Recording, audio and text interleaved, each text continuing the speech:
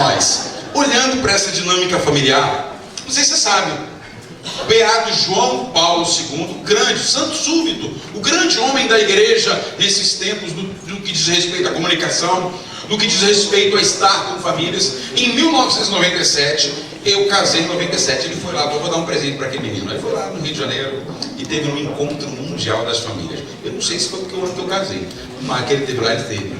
E no Maracanã, ele esteve num encontro com todas as famílias. Aí estava eu, naquele encontro com a minha então, foi em outubro, eu me casei em novembro, no dia de Santa Cecília, dia 22 de novembro. E a gente era noivo, faltava pouquinho para casar, e estávamos no Maracanã. Depois fomos para o aterro do Flamengo, para aquele encontro lá de 2,5 milhões de pessoas, onde ele falou para as famílias. Mas lá, ele retomou um tema, é claro, dentre tantas coisas que ele falou, um aspecto ele retomou, que foi objeto da carta às famílias, por ocasião do ano da família, em 1994. E o Santo Padre, o Papa, hoje beato, João Paulo II, ele disse lá, no Maracanã: família, santuário de vida. Essa declaração que já havia sido proclamada, ele retoma naquele momento que era o segundo encontro para as famílias do mundo. O primeiro tinha sido em Roma, ou seja, em casa, no quintal. Agora vamos expandir para o mundo. Me perdoe o povo do Pará, me perdoe o povo de Minas, ele escolheu o Rio de Janeiro. E aí lá ele se reuniu com as famílias. E ele começa um encontro assim: a família é um santuário.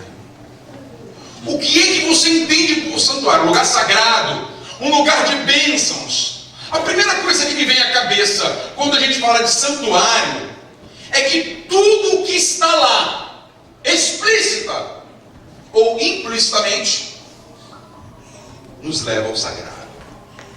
Eu tenho um cunhado, antes da gente pegar o texto, eu tenho um cunhado que ele é tão sem vergonha, gente, tão debochado. Só eu que tenho um cunhado assim, fique tranquilo. Ele chega lá em casa, quando abre a porta, ele se ajoelha: Jesus, entrei na igreja. Aí faz o sinal da cruz com a mão esquerda, espanta mosquito. Mas no início eu ficava chateado com ele. No início eu falava assim: o cara vem na minha casa, vai comer da minha comida, vai beber da minha água, vai sentar no meu sofá, os filhos dele vão quebrar alguma coisa aqui em casa, ainda estão debochando de mim. Mas não, depois eu vou fazer uma leitura correta, pelo menos a que Deus me levou a fazer. Por que ele entra aqui, se ajoelha e se benze, ainda que de forma errada? Porque dentro do nosso ambiente de residência, a gente faz isso para transparecer a sacralidade de um lar. Já diziam os mais antigos: tudo que começa bem, a tendência é caminhar e terminar. Mas começou mal, a tendência é você já começar a encontrar o homenzinho torto, ou, com todo respeito, a mulherzinha torta dentro de casa. E lá na frente, você se esbagaçar no muro. A igreja, quando o Santo Padre chamou-a de santuário, a igreja, através de um documento oriundo do Concílio Vaticano II, vai dizer assim, deixa eu pegar aqui,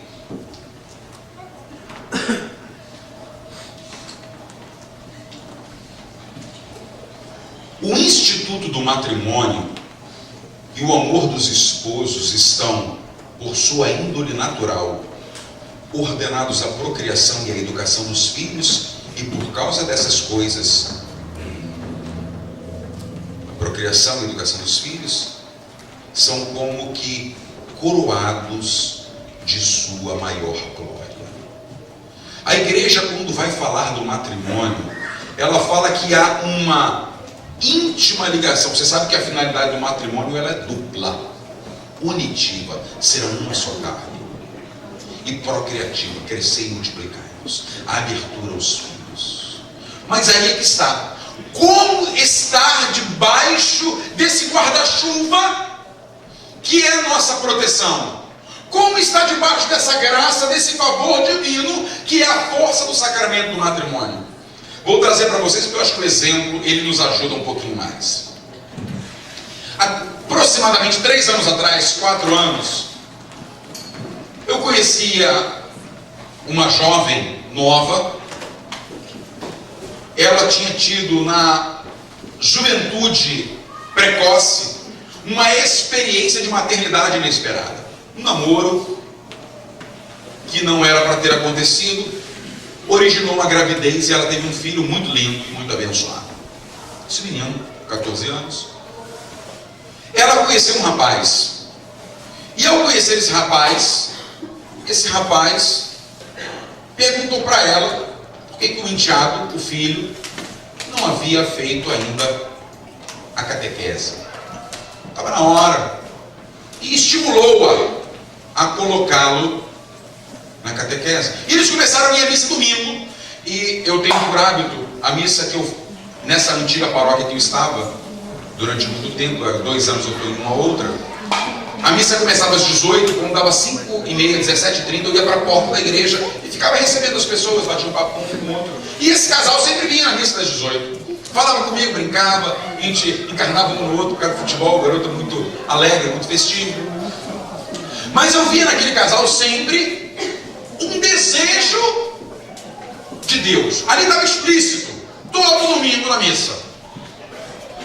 E aí, lá pelas tantas dessa amizade, ela me vira e diz assim: diácono, eu vou me casar, eu posso dizer o nome, vocês não vão adivinhar nunca, com o Leandro, e eu queria que o senhor fosse lá no casamento, abençoar esse momento. Aí eu já estranhei.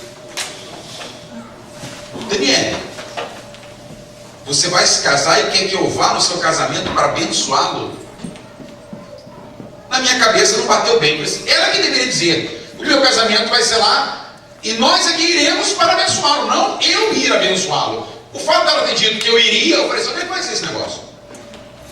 E ela me disse: nós vamos fazer um jantar na minha casa, vamos chamar um grupo de pessoas seletas e nós queríamos que o senhor fosse lá para abençoar as alianças e celebrar o casamento. Ela era uma pessoa, e entenda essa palavra, ignorante. Ela ignorava, ela não conhecia as verdades da igreja. Você sabe, pelo menos aí, eu acho que é regra geral, Padre Léo depois pode corrigir-me.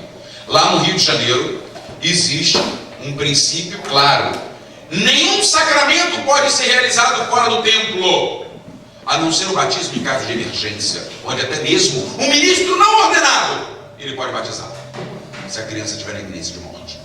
Mas, por exemplo, celebrar um batizado num clube, numa casa de festas, no Rio de Janeiro você não celebra. Tem padre brasileiro que cobra uma fortuna, mas não celebra o sacramento porque ele não tem essa ligação com a igreja de Roma. E se um diácono, um padre, celebrar, certamente você já viu um programa da Super Nani, a cadeirinha da disciplina. Todo bispo tem um. Senta aqui, quando você entra naquela sala, você já sabe, já entra mastigando a cebola, chorando. Ninguém em sã consciência faz isso. E quando ela me pediu para celebrar, né, segundo a visão dela, o sacramento do matrimônio dela num jantar, eu fui fazendo igual mineiro. Eu falei: vou dar corda para ver onde vai parar esse trem. Ela disse: não, nós vamos fazer um jantar, a gente tem que abençoar essas alianças, porque a gente quer começar bem a nossa vida familiar. Ela tinha um bom propósito, isso é inegável, só que ela ignorava, ela desconhecia os desdobramentos disso que nós lemos no catecismo. O amor esponsal de Cristo passa indispensavelmente na família pela força sacramental. E eu falei: Daniele, Leandro, venham cá vocês dois. Vocês já marcaram essa data? Já está marcado. Isso é uma outra coisa, gente, é mal barato. Tem dia que eu estou celebrando algumas coisas relacionadas à vida conjugal que eu me sinto palhaço, o bobo da corte. Eles marcam tudo. A última coisa é a igreja. A igreja tem que estar à disposição deles, e não eles virem buscar a igreja para colocar tudo o restante como um acréscimo do principal, que é a igreja. Aí marcaram um dia, marcaram a hora e falaram: você vai. Eu cheguei para eles: vem cá, vamos sentar para conversar. Sacramento na igreja funciona assim, assim, assim e assim. O lugar, a sacralidade do lugar, ele tem a sua eficácia. não existe a possibilidade de eu celebrar um casamento fora do corpo. Ela já foi ficando triste. Eu cheguei perto do meu pároco e falei: padre, olha a situação. Eu, por força da amizade, deveria estar lá. Mas se eu for a esse casamento, casamento entre 1000 aspas, e chegar lá e pronunciar uma palavra, eu posso estar gerando no meio dos demais uma simulação. Deixa eu fazer aqui um padre. Está gravando, não está, Jamil? Agora já era. Existe um atleta muito fenomenal, o Ronaldo Fenômeno, que foi casado com uma jogadora de futebol também, lá, que eu esqueci o nome dela agora, também não importa. Milena Rodrigues. Domingos, tá? Tu conhece a minha entrega, o parente dela? Já levou um beliscão. O que aconteceu? O Ronaldo casou com aqueles casamentos balão japonês, sobe com uma pressa, mas desce mais veloz ainda. Acabou o casamento, casados na igreja. Eles escolheram, o Ronaldo se juntou com a nova, a Cicarelli. Vamos casar no Palácio de Chantilly, na França. Gente, o único Chantilly que eu conheço é de bolo de criança. Mas ele pode, né? Fenômeno. O que aconteceu? Um padre nosso, católico, foi lá para dar a bênção, ou estar presente no momento. Só para estar lá. Afinal de contas, é o fenômeno. Deu o pentacampeonato para o Brasil. E o padre foi. Só que aquele casamento nunca existiu. Aquela bênção nunca existiu. No sentido sacramental. Porque era impossibilitado. Gente, você não sabe, você não tem a noção do que foi isso para ser costurado dentro da igreja. Porque o padre foi filmado. Ele estava paramentado. Ele estava lá para o ignorante, para o meu cunhado, que se ajoelha na igreja assim, que faz o sinal da cruz assim. Para ele, casou 2 vezes. O padre estava lá. E eu, quando recebi o convite para estar nesse jantar, eu falei: e agora, Jesus? Cheguei para o meu pároco. Ele falou: é uma coisa boa, rapaz. A gente vai falar um pouco sobre obediência mais à frente. A obediência é um negócio fantástico. Até quando você sabe que você está certo e quem está te dando a ordem, lá como diz na minha terra, uma besta quadrada. Mas a obediência é fantástica. Não é o caso da besta quadrada, evidentemente, do meu padre. Mas ele falou assim: não pronuncie uma palavra sequer nesse jantar. Mas vá, você é amigo. Mas não levanta a mão nem para matar um mosquito, senão alguém vai dizer que você deu a bênção. Isso foi o padre, não foi nem o bispo, foi meu pároco. Chegou eu lá, tá lá as alianças, a água benta. Eu falei: Jesus, eu vou sair antes. Mas eu já tinha conversado com eles, na verdade. Claro que estava tudo azeitado. E eles são cristãos, iam à missa todo domingo. Ela me disse: diácono, a gente pode pelo menos fazer uma oração da Ave Maria? Eu falei: você pode rezar o rosário, só não peça para eu puxar nada. Eu estou aqui, só que o pessoal abre a boca para comer. E olha, vou te dar um prejuízo que tu não chama a segunda vez. Aí ela, no momento de fazer um momento de oração, ela disse assim: a gente agradece a presença do diácono, que veio, é nosso amigo familiar. Ele nos explicou. E aí depois, passado o momento, que já tinha só a família, eu falei assim: olha, eu vim aqui por uma única razão. E só um motivo me trouxe aqui. Não foi a fome, porque eu ia comer em outro canto. Não foi para trazer a minha família, que poderia fazer um lazer em outro lugar. Eu conversei com o casal. Eu sei o que significa a minha presença nesse jantar, mas eu já tive aqui em outros. Eu não estou vindo aqui só por causa disso. Eu frequento esse povo. Eu só vim aqui porque eles assumiram um compromisso comigo. Eu vou nesse dia, se eles fizerem o encontro de casais com Cristo, o SC da minha paróquia. Os meus pais fizeram quando eu tinha 12 anos de idade e até hoje fazem parte dele. Eles falaram para mim que se eu fosse, eles fariam o SC.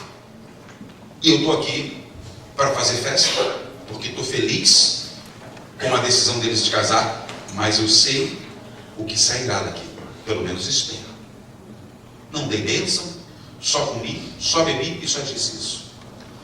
O encontro de casais com Cristo começa na sexta-feira e termina no domingo lá na paróquia onde eu trabalhava, e eu é quem faço a abertura dele na sexta-feira e faço o fechamento no domingo.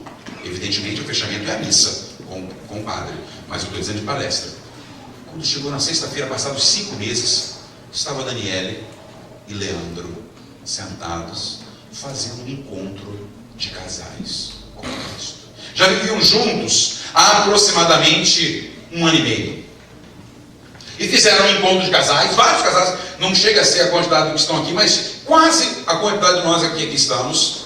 E fizeram um encontro de casais sexta, sábado, somente palestras relacionadas à vida conjugal, à vida familiar, formação de filhos, sonhos em comum. E ouviram. Só que dentro da equipe de serviço, existe dentro da pastoral familiar um grupo de pessoas que são responsáveis pela santificação dos matrimônios. Pessoas que não têm impedimento algum. Pessoas que podem vir à igreja e falar: eu tenho tantos anos de união e eu quero pedir a Deus abençoa pela força sacramental da igreja. Eu não quero botar o véu, a grinalda, o branco novamente. Não é isso. Eu não quero botar 12 padrinhos lá de... Gente, vou falar uma coisa para você. Quando seu filho for casar, fala para ele que 2 padrinhos tá bom para cada lado. Gente, tem gente que entra que parece um time de futebol, tá parecendo... e vai vindo. Aquilo é igual buraco sem fundo. E quando você vai ver, é só para tirar fotografia, gente. Ou para reconhecer uma gratidão. Lá em 1999 o senhor me ajudou a pagar aquela geladeira em 10 vezes iguais na Casa Bahia. É só para agradecer favor. Na hora de escolher padrinho e madrinha, ensine a escolher bem. Olha, quem tem mais de 3 é sinal de que a maré está preta, está precisando de muita testemunha para aquele negócio. E aí, esse pessoal da equipe familiar fez um questionamento. É claro que ninguém falou assim: aqui nesse lugar, levanta a mão. Não, foram lá na ficha e viram quem podia. Estavam debaixo de uma forma errada de começar, mas tinham um bom propósito, havia uma boa semente. Só que por alguns caminhos, e gente, olha, uma coisa que eu sempre tento me abstrair, retirar de mim, quando eu atendo alguém, é a capacidade de pegar a caneta vermelha. Se me procurou, é porque está querendo a caneta azul. A vermelha ele já tem. Os erros, os negativos da vida, ele já vai me dizer. Não sou eu que vou trazer a última pá de cal. Aliás, Jesus nunca fez isso. A última frase de todo sinal de Jesus foi: vai em paz, saia sem peso, saia sem amargura desse encontro, não saia daqui carregando 200 quilos. Mas não volte mais a pecar. A paz é condicionada a não errar mais. Errou, vai voltar a viver uma ausência da paz. E aí, esses casais, eu conversei com eles. Eu falei: olha, vai naquele casal ali, eles precisam de ajuda. E foram lá onde Daniele e Leandro moraram. Ligaram, marcaram. Daniele, Leandro, a gente soube que vocês aí fizeram um jantar, né, um tempo desse aí. Rapidinho disseram: o diácono linguarudo. A gente queria saber para vocês o seguinte: vocês já estão vivendo juntos, mas olha só, olhando aqui, vocês não possuem impedimentos para santificar. Sabe qual foi a primeira coisa que a Daniela falou? Eu até gostaria, mas na igreja isso é muito caro. O Leandro, que era uma pessoa de busca bem intensa também de Deus, ele falou assim: olha, eu já estou feliz com ela, eu já vou à missa, fico lá, é igual, você já viu o doente? É igual aquela passagem dos 4 amigos do paralítico que carregaram de Marcos 2, né, em cima da padiola lá. Doente é um negócio, é impressionante. Doente, quando ele está doente, se não piorar, já está feliz. Vamos no médico, não, já está bom. Se não piorar, está excelente. Deixa do jeito que está, não mexe não. Geralmente é assim. Assim estava o marido. Olha, quer saber de uma coisa? A gente é feliz. Eu tenho saúde, ela tem saúde, o filho dela, meu enteado, tem saúde, a gente está vivendo bem, a casa está tranquila. Se não melhorar nem piorar, está excelente. Essa era a visão dele. Ela não.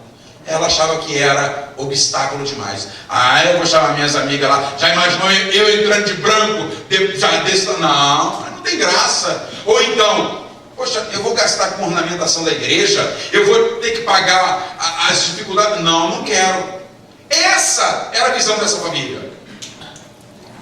E aí, quando eles expuseram as razões para esse casal da pastoral familiar, eu cheguei para o meu pároco. Falei, padre, na nossa paróquia, nós temos aqui encontros preparatórios que a pastoral familiar orienta para a santificação dessas uniões. Vamos fazer um rebanhão aqui, vamos jogar rede bem longe? Olha, o que cai dentro é lucro, padre. Vai chegar aqui, agora tem uma coisa, se prepara porque vem. Que vem cada encomenda. E fomos para as capelas. E fomos para a paróquia. Fomos para o encontro de casais com Cristo, onde estava o retiro lá que acontece uma vez por ano. E alguns a gente foi pessoalmente, porque a gente tinha essa possibilidade. Esse casal foi um deles. Chegamos, olha, por que essas foram as condições que eles colocaram, porque não iam? Primeira coisa que nós dizemos para ele: uma vez por ano a pastoral familiar organiza essas celebrações, justamente como a gente chama no Rio de Janeiro, 0800, de graça. Não há custo algum. Ponto. A parte financeira fica em segundo plano. Segundo, não há nenhum requisito a não ser os encontros preparatórios que a própria pastoral familiar faz para que você compreenda a riqueza do sacramento. Você sabe o que aconteceu? Aliás, você sabe o que tem acontecido a cada encontro desse que anualmente acontece? Um espanto dos casais. Mas nós não sabíamos. Sabe qual foi o nosso diagnóstico de diácono, de padre? A falha não está só neles. Também está. Mas também está em nós, que não fazemos a exposição como deveríamos fazer da nossa paróquia. E começamos a divulgar. Começamos a colocar com mais frequência nos avisos. Começamos a divulgar com mais naturalidade nos nossos encontros, quer de jovens, quer de adultos, qualquer um. Da possibilidade.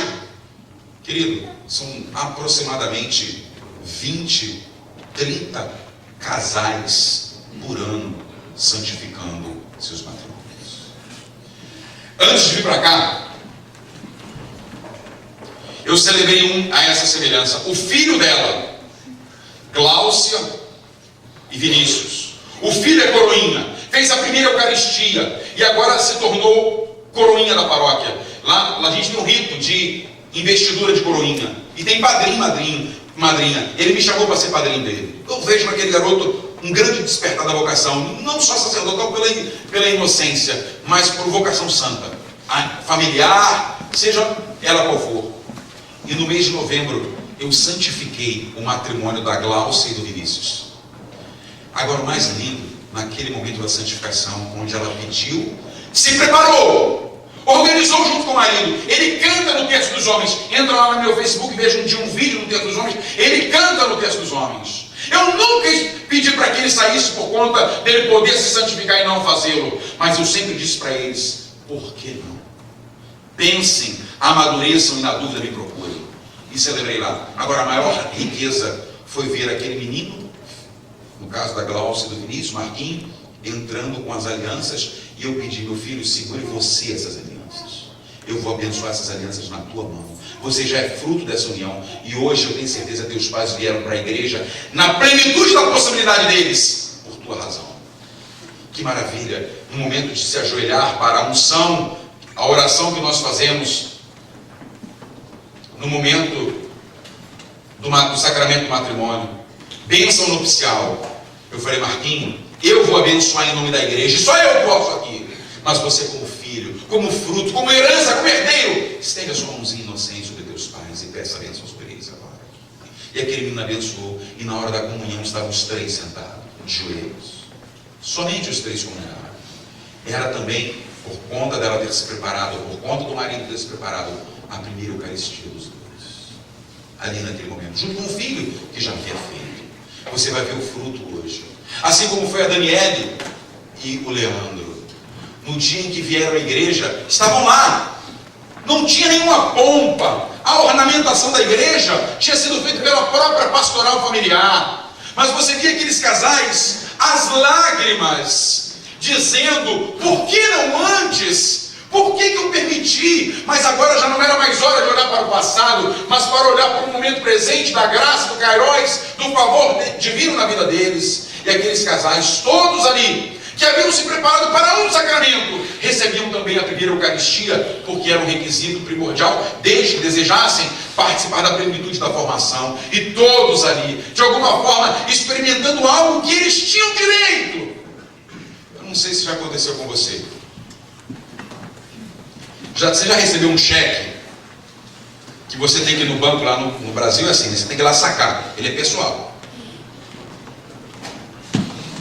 O cheque está na sua mão, mas ele está na cabeceira da cama.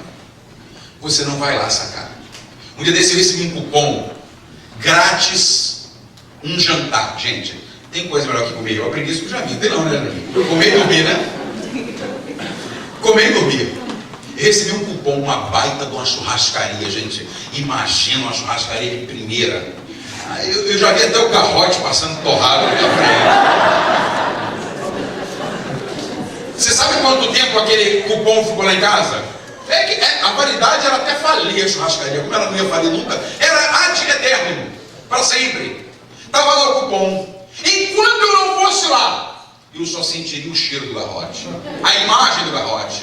Meu querido, se você tem essa possibilidade de santificar seu matrimônio, você tem um cheque em branco. E se você não for sacar, você nunca vai experimentar a totalidade dessa graça. É seu! É seu! Ninguém vai no seu lugar. Você precisa ir lá e dizer: eu preciso, eu quero, eu aceito as condições, eu já vivo essa bênção, Deus está me abençoando com a minha casa, mas agora eu quero dizer, eu quero a totalidade da bênção, eu não quero parcial, eu não quero algo fracionado. Eu entendo perfeitamente, e a nossa igreja católica, de uma forma muito grandiosa nesses últimos anos, eu, por exemplo, já participei de encontro de casais de segunda união. Na minha paróquia eu tenho casais de segunda união seríssimos, que por alguns desmandos da vida precisaram me enveredar por esse caminho. Eu sei o quanto é difícil para a igreja tratar disso, eu sei o quanto é difícil para alguns fiéis da igreja enxergarem isso, mas eu digo: nenhuma paróquia fecha a porta para nenhum casal desse. Vocês têm o espaço de vocês, mas precisam entender a grandeza do sacramento do matrimônio também, que por alguma razão vocês não podem. Alguns laços, alguns passos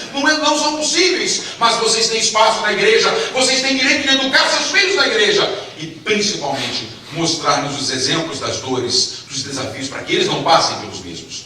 Eu tenho casais de segunda união na minha paróquia, que são meus braços direitos, que me ajudam maravilhosamente bem, mas eles sabem da riqueza que eles não podem ter. Eles sabem da grandiosidade do que de alguma forma não pode se ter. Hoje a igreja age assim. Se amanhã ela pensar de outra forma, nós iremos pensar como ela. Mas hoje é assim que a igreja nos apresenta. Meu querido, eu e você precisamos aprender. Há um cheque em branco. Nós não temos a necessidade, se essa é a nossa condição. Nós não precisamos viver desta forma, porque Deus nos deu a totalidade. Me perdoe do garrote. Vá buscar o seu. Não fique comendo pé de galinha por aí. Aliás, vamos combinar, né? Pé de galinha é tudo de bom. Eu gosto. Não, meu filho, vai sacar não. Aí eu fico imaginando aquele pé passou. É como eu iria do povo com o cabelo e tudo. É coisa pior. Tem casais. E eu queria dizer para você: você pode. Se você tem esse cheque na mão. Eu não gosto das coisas sugestionadas. Sempre que meu filho me pergunta: pai, pode? E geralmente o filho, quando pergunta se pode, ele já sabe que não pode. Porque se pudesse, ele ia pedir. Meu filho, lá em casa, tem uma regra. Ele tem joguinhos eletrônicos aí, ele não joga aqueles que espirram sangue. Tipo, comprei um jogo para ele e veio um jogo totalmente violento. Eu já consegui trocar pelo telefone. Não quero tal do GTA. Tu dá tiro, tu pensa até que o sangue vai chegar em você. Ele não tem idade para ficar jogando isso não. Mas é impressionante. Ele só me pergunta: pode? Quando ele já sabe a resposta que não. Eu e você precisamos entender que quando a gente deseja, e aqui eu volto a essa questão da sugestionalidade, né? Eu vou fazer porque alguém disse, eu vou fazer porque eu preciso. Agora, o mais lindo dessa história quando eu digo mais lindo, é porque os caminhos de Deus, eles são maravilhosos. Se você tiver depois a oportunidade de ver lá, assistir no YouTube os últimos textos dos homens, esse rapaz, o Leandro, a esposa dele, a Daniele, essa, que eu fui lá. Posso te falar com toda a sinceridade do meu coração? Meu maior desejo era ter estendido a minha mão sobre aquelas alianças no dia daquele jantar e ter abençoado. Eu não fiz por causa da igreja, porque eu prefiro ir com ela para onde ela for. O lado humano, eu queria abençoar aquelas alianças, porque eu sabia que eles iriam santificar aquele matrimônio. Algo me dizia isso, mas eu preciso ser prudente e obedecer a igreja. E não o fez. Eles santificaram, eles